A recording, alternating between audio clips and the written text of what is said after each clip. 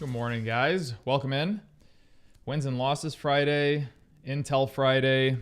It's everything Friday. Let's do it.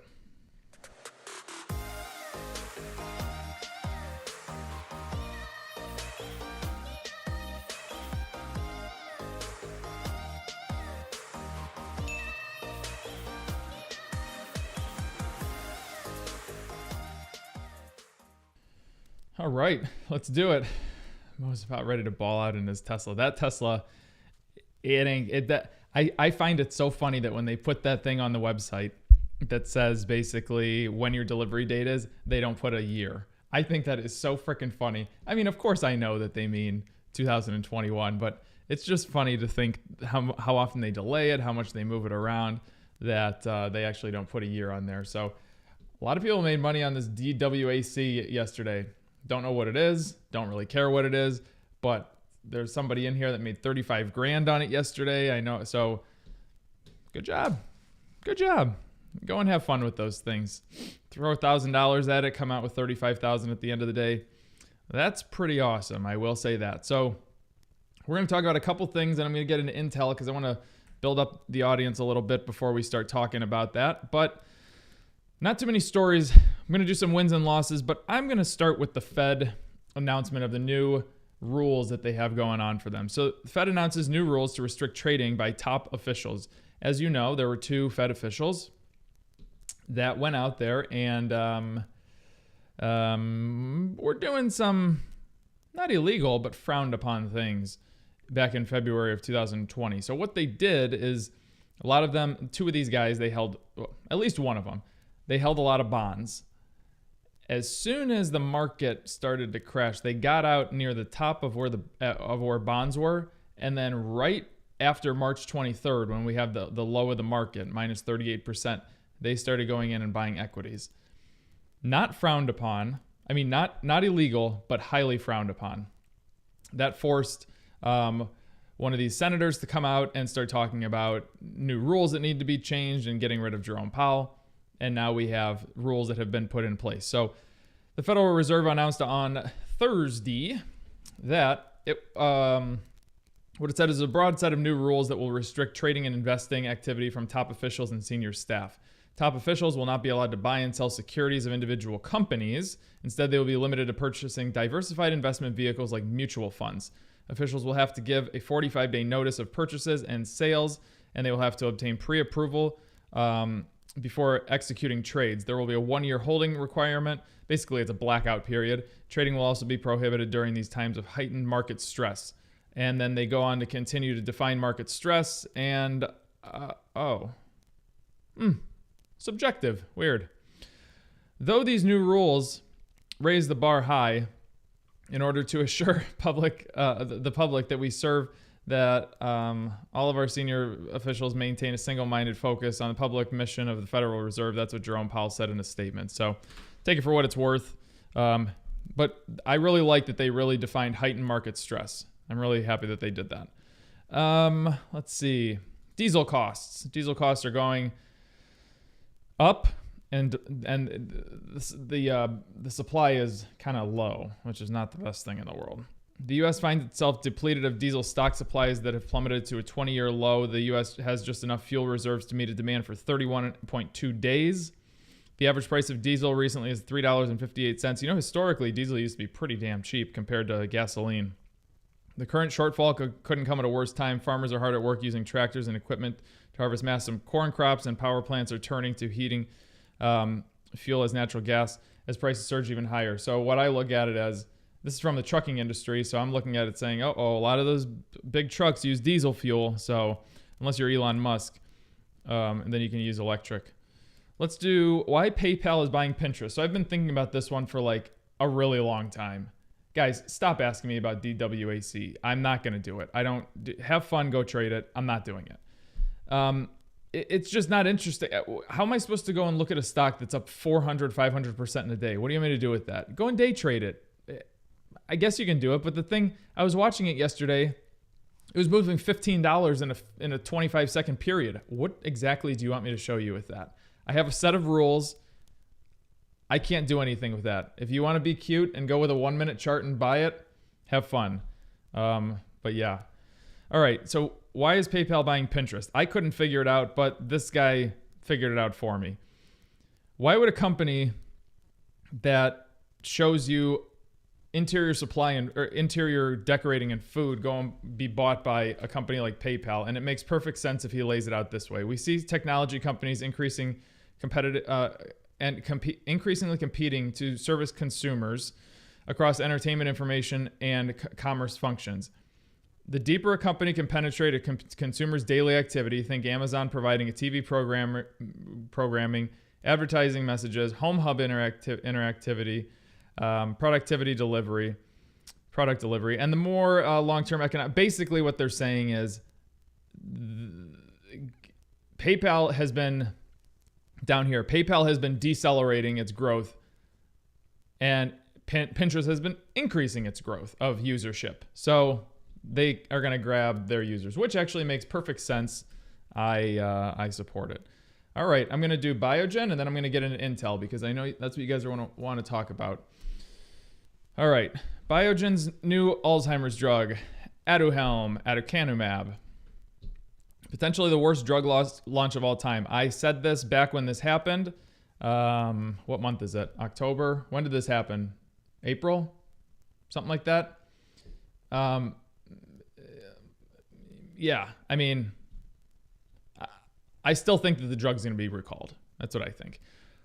A Wall Street analyst described this as potentially the worst drug approval of all time. It 100% is. They did $300,000 in sales in the quarter. Mind you, one treatment of this is like $60,000, so do the math. Aduhelm's story is complicated. I'll just re-summarize if you guys don't know. When the experimental therapy was going through late-stage clinical trials in 2019, the data showed it didn't work. By the way, this drug failed in like 2015 or 16, and Biogen shelved the product. Then months later, the biotech resurrected it, introduced a new positive take on older data, and announced a plan to seek approval from the FDA. They did get approval of the FDA. Then after the approval happened, three of the FDA officials on that board stepped off the board because they didn't want to be affiliated with the FDA anymore. But both companies' executives and analysts say that much of the drug's success depends on how willing medical centers medical centers, but also centers for Medicaid and Medicare will pay for Aduhelm and give it to their patients. It is very low efficacy and very, very high risk factors. We find it impossible to be more constructive with all of these uncertainties. Our prevailing negative view of clinical data is obviously brutal so far. So I'm telling you guys, this drug is no bueno. All right, let's get to Intel. So yesterday, Intel pretty much came out and said everything was fine. They gave a great path forward. Their sales got hit a little bit, and the stock price was down nearly 10% the last time I checked. So let's go through this article, do some summarizing. Then I'm going to pull up a screener of what I'm going to pull up their revenue sheet and just see. And I mean, everything that I've read about this morning, and I've been talking to Bogdan, and I know Bogdan's in the chat, and he's going to be filling in because he actually listened to the earnings call. I didn't listen. I just read. Shares were down 10% pre-market. Executives said profitability will suffer in the next few years because of increasing spending on the company's manufacturing technology. See, I'm fine with that. They're gonna take their money and they're gonna grow, and they're also putting a plan in place. They're telling us what they're gonna do for the next couple of years. Oh, they're down over 10%. Okay. Oh, it's $50.20 now. Hell yeah, get that thing down even lower. I want it to go to 40. In the near term, we could have chosen a more conservative route with modestly better financials. Gelsinger said, he's a CEO, said on a conference call. But this is why I came back to the company, choosing to invest to maximize long-range business that we have. Guys, if they want to be a true competitor, they're reinventing themselves. They're developing they're putting in a new factory in different places. They are doing everything that they need to do to become a good company, to compete with these AMDs, Taiwan Semiconductors, and anybody else that's in that arena. NVIDIA. Where are we? The CEO pledged to improve quality and build factories that will be the basis of the new business, offering outsourced production to companies, even competitors. Chief Financial Officer George Davis said on the conference call that the spending will continue. I'm fine with that. As long as you're saying, as long as there's a plan in place. Gross margin, or the percentage of revenue remaining after deducting the cost of productions, will be 51% to 53% in the next 2 years before it begins to rise in the company's more traditional 60 to 65% range, he said. Intel's capital expenses will be as much as $28 billion next year, while 22 revenue will be at least $74 billion. All right. Revenue in the quarter ending in December will be about $18.3 billion, in line with analyst expectations. So where was the part? This is the part that we were talking about. This is what made me go and ask Bogdan to look into a little bit more, because this was a very misleading sentence. They said that the revenue so if you actually look at what the revenue was in this past quarter, it was up 10% in data center business. Revenue from cloud service providers dropped 20% in the quarter. That's just not correct. The number's right here. Let me pull it out. Where is it? Hold on one second. Can I just put this on this screen? No, hold on one second. Let me open this thing, open original. There we go. So if you just blow this up a little bit, data center, yeah, it's up. And more importantly, what I want to compare this to, look at what we're doing, looking at 2020 versus 2021. All the numbers this is recovering from COVID. I mean, everything is coming back for Intel. So the fact that they've put this plan in place. And let me hear what you guys have to comment. I want to read some of your comments because so many of us are interested in this. They have put a plan in place. They have said what they're going to do. I am fine if a company is going and spending on building themselves. Their revenues are hitting. They said that they're going to take a hit in revenue and profit because of their reinvestment of money. Let's see what we have to do. Let's see. Yeah, the street is worried about the short term. I really couldn't care less about the short term, and I know you guys couldn't either. Still the largest chip maker. Yep.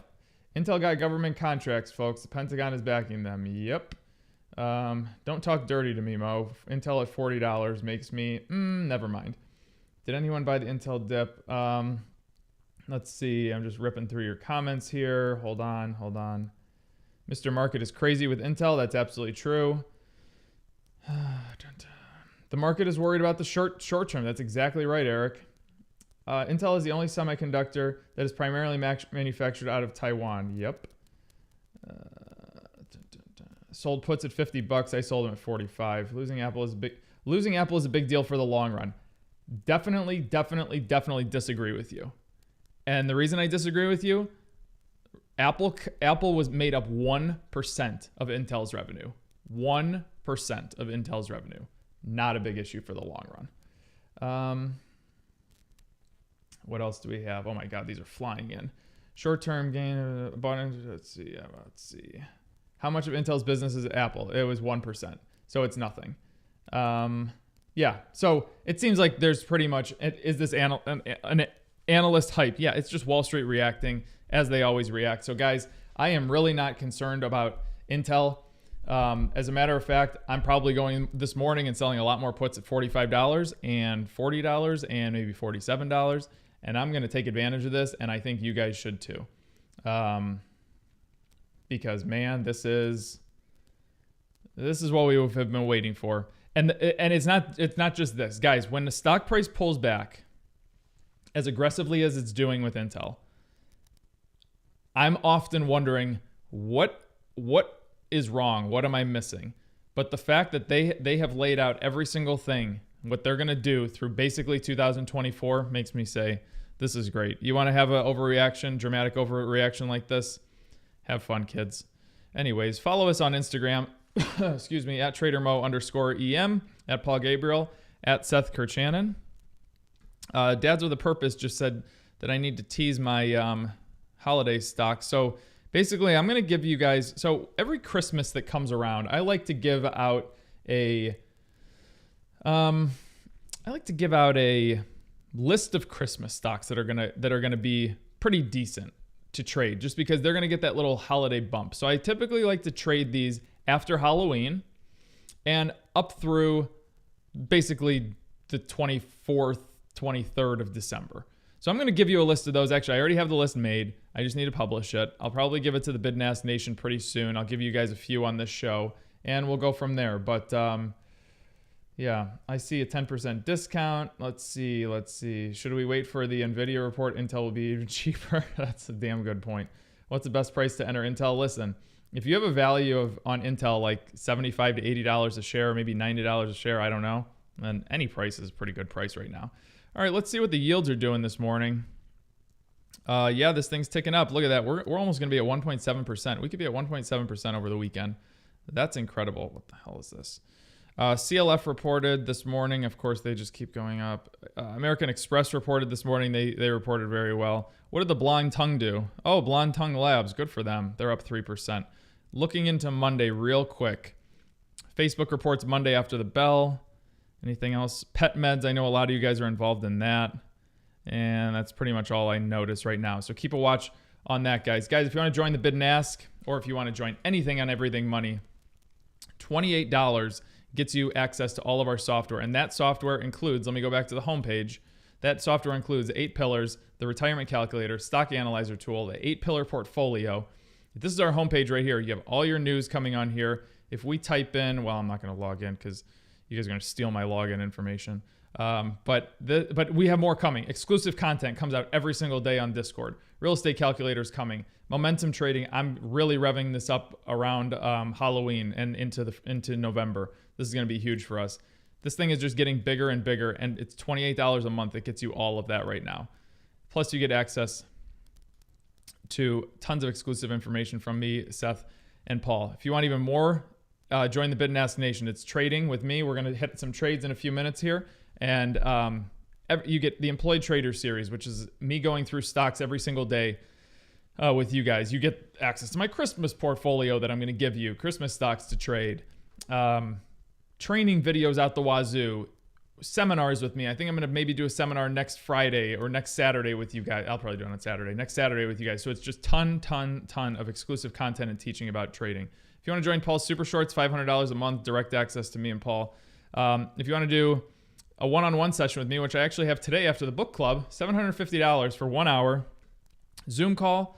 We'll talk about whatever you want, but I love talking about trading, and I hope you just bring tons of questions to me, and we'll talk about it and get you hammered out. If you're a rookie, first time you've ever seen a chart, come to me. We'll get you off on the right start. If you are a seasoned veteran and you want to just get out those nitty-gritty details, come to me and we'll do that.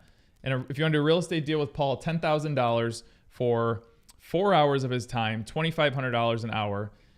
And if you're doing a deal in this market, do not end up like Zillow and Evergrande and screw yourself. Talk to somebody that knows what they're doing. Before I get started, I want to pull up some wins and losses from this week. So what I'm going to do is show you guys wins and losses that we have in the Bid and Ask Nation. I asked people to give me their wins for the week, their losses for the week, percentage gain, percentage loss, stock, etc. And if they lose, I want to know why they lost. There's one of the greatest examples of a loss in here of all time. So this is our Discord. Let's see here. What do we have? I got to zoom all the way up this morning. And you see, we just talk all morning and just share stuff. We did a lot of Intel talk. This is a book I'm reading. Okay. So, where are we? Here, Ning, plus 7.6% on Target, plus 6.2% on Macy's, plus 23.18% on FCell. These are all day trades. And he missed on Logi, entered low volume, stock pulled back, sold quickly. That's perfectly fine with me. As long as you know what you're doing, great.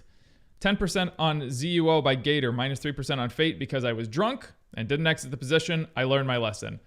Amazing. Absolutely amazing. All swings, plus 2.4% on, I don't know what that was. Dads with a Purpose, one of my ambassadors, plus 2.1% on FIVN. Looking for more. Here's a good one. This was all paper trading. Guys, if you don't know what paper trading is, and then we talked about Alec Baldwin. If you guys don't know what paper trading is, it's basically you're trading fake money. And that's exactly how I got started, and that's exactly how you should get started. Trade fake money and get better at this because this is the way to do it. Let's see here. Plus 5% on Macy's. So you guys see this. There's just a lot of wins that go on in the Bid and Ask Nation. If you've ever wanted to learn trading, come join us. $78 a month right now, and it will definitely benefit you. All right, let's go through some stocks. Give me some stocks, and I will run down them. How do you use Fibonacci? I do not use Fibonacci. Too complicated. Keep it simple, stupid. Can I borrow your login and password?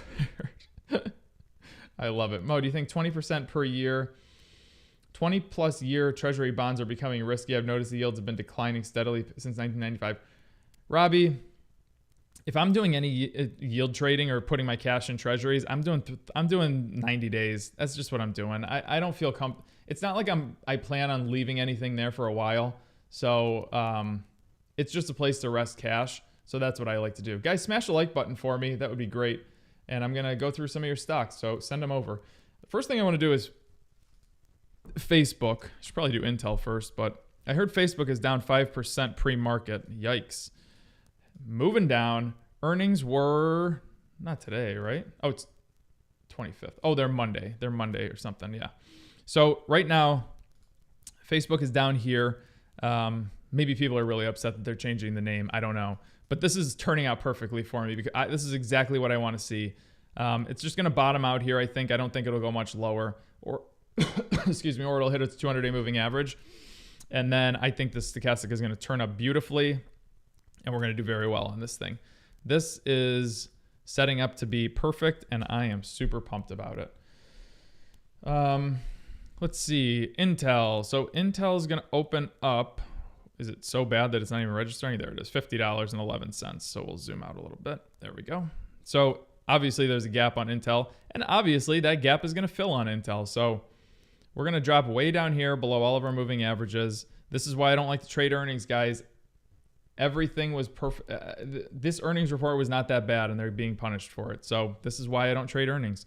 But right now, this trend is going to turn down. I wouldn't short it because you did have consolidation back here. I know there's resistance at $50, and I mean support at $50, and that's just where it's going to stay. So don't fret.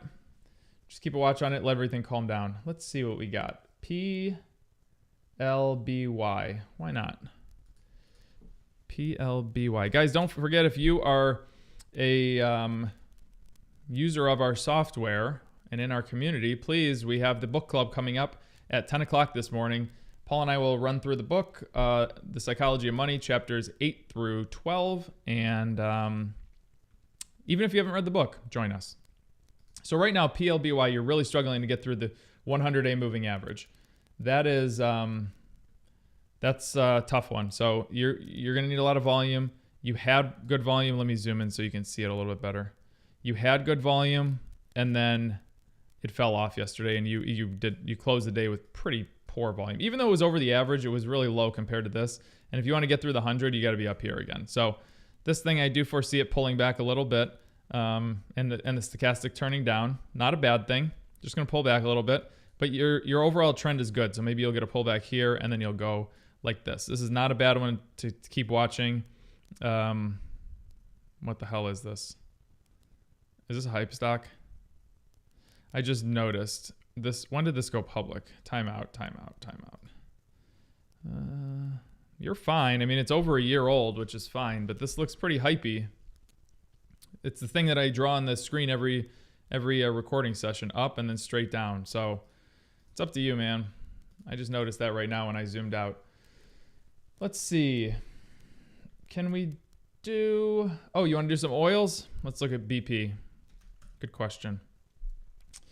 So BP, still great looking trend. And let me pull up a line chart just to be sure. No, I got to pull up a line chart over here.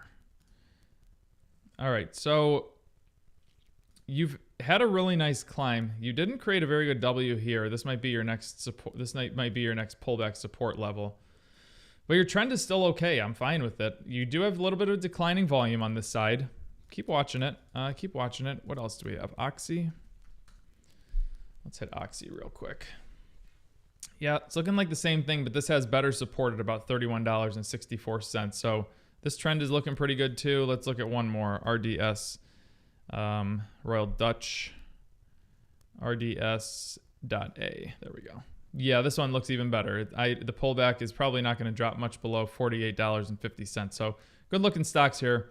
Oil, everything's looking pretty solid with oil still, even though there's a little bit of panic out there that's going on, but really no big deal. Next.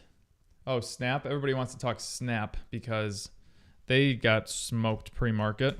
What are they down? 10%? Yikes. Well, they filled the gap, that's for sure. Sheesh. Closed at 75 bucks yesterday, opening at 58.50 today, below all four major moving averages. Guys, I'm telling you, if you want to day trade something like this, have at it, but man, I would not go and do something any different. All right, let's see. CCL is now just a dog. Why don't we check CCL? I don't think CCL is a dog. No, this ain't a dog. So what a dog is a dog stock is something that runs down and just goes sideways on the bottom for a very long time. This is just a sweet spot reversal in the negative direction. It's not surprising. It needed volume to get through these four major moving averages, and it couldn't. And it tried right here, stayed up there for about a week, and then it fell back down. Do you think the government will be able to pay back its debt? No. Nor do they care to pay back their debt. I sold a put on $69 on Snap. I'm getting assigned. Yeah, you're getting assigned. What do we got? Can you take a look at Sunoco? Sure. Sunoco. Okay, that's good job, TradingView. Sunoco. What am I looking at here? So the run-up is interesting because this is one of the few that did a flagpole pattern formation. Guys, smash the like button for me. Let's get this thing to 200 by the end of the session. This thing got up here. I'm just very surprised by this because every other one kind of did this on the way up. Sunoco just went straight up. That tells me that Sunoco can come straight down and probably land right here at the 25-day moving average. So it did try to create a little W yesterday. What I would really want to see from Sunoco today is to close up here above this all-time high, or whatever high it is, 52-week high, I'm assuming. 52-week high. Yeah, that's exactly what I would want to see. So, all right, what else we got? Let's see here. Oh, somebody just smashed a dislike. If you don't like me, you can smash that too. I'm all for clout. Whatever you need to do to make yourself happy. GM. I'm going to pull up some candles here for GM. So this is a great looking long-term trade right now. Yeah, really good. When do they report earnings? I'm sure it's sometime next week. It is the 27th, so I think that is Tuesday or Wednesday. So with them, you're going to have a tough time getting through this $63 level. But if you can break out over this previous high made last week, go ahead and add to it. Go ahead and do whatever you need to do with it to get it going, because this is a great looking stock. Let's see here. Oh, Ford. I will look at Ford. Ford is what we call disruptive because they make an electric vehicle. So this thing is steep. That's the thing I don't like about it, is it's steep. Now the good news is it closed the day over its all-time high, or 52-week high, I should say. It's dropping a little bit today, but if you can just get this today, just get it. I actually want Ford to pull back today. What I want to see is this. Let me show you guys. This is exactly what I want to see today. I would like to see this today. And then we go to Monday and you get the stock price up here and you go like that and you create another W formation, and Ford will be on its merry way. So that's that. All right, the bell. Where are we? I can't seem to understand why the Ford people hit the dislike button. Ford is disruptive. So the people that think they understand disruption don't understand disruption like we do. That's just a fact of life, unfortunately. They think that sending rockets to the moon are disruptive. I think that making electric vehicles, no matter who you are, is disruptive AF. All right, this is a dog stock for whoever answered. Comes straight down to the bottom and just goes sideways for a very long time. And you have no movement on discovery. And typically when you get dog stocks that just go sideways like this on the stochastic, the stock price just keeps declining and declining and declining. So I don't know what to tell you right now. If you want to do something with it, just personally, I would tell you to wait and go from there. What about Microsoft? Let's do Microsoft. I saw one that I wanted to do before though. Okay, let's do Microsoft, and then I'll hit Alibaba, because everybody's brains will melt if I don't do Alibaba at least once a show. All right, Microsoft hitting all-time highs. Yeah, I mean, if you're in this, keep going with it. And if you're not in it, I mean, you can jump in if you want to, but I would not advise that. It's just a little bit late to the party. You're just kind of grabbing the crumbs of the cookie. Okay, Alibaba. Oh, where is Alibaba today? Man, I really wish Alibaba would just pull back. I just want it to come back at least down here to like 160, but whatever. When do they report earnings? They report on the 29th, so sometime next week. You know, with Alibaba, guys, I'm still telling you, don't do anything with it until you get both of these lines in the sweet spot. That's what I'm telling you to do, guys. Stock market is open, and go make some money. I will do one more, then I'm gonna get out of here. My kids are disruptive. Listen, bro, I don't even have kids, and I believe that. We need to know about Bitcoin. Bitcoin is going to the moon. That's all I know. MGM, you got it. MGM, guys, don't forget book club in less than 30 minutes. Unfortunately, well, there's really no unfortunate. Okay, so with this one, the trend is looking great. You've made a really good run on this thing with the exception of a little snapback here for 2 days. But everything's looking really good here. Just be careful on earnings with these things. I wouldn't get into it for the first time, but I wouldn't be exiting right now if I was in this position. So this is looking like a really great stock. So, all right, guys, I'm out of here. I will see anybody that is in part of the Everything Money community. I will see y'all at 10 a.m. book club. Other than that, I will see you guys on Monday morning, 9 a.m. Same time, same place. For all you haters, come here for all your disruption needs. Love ya. Peace.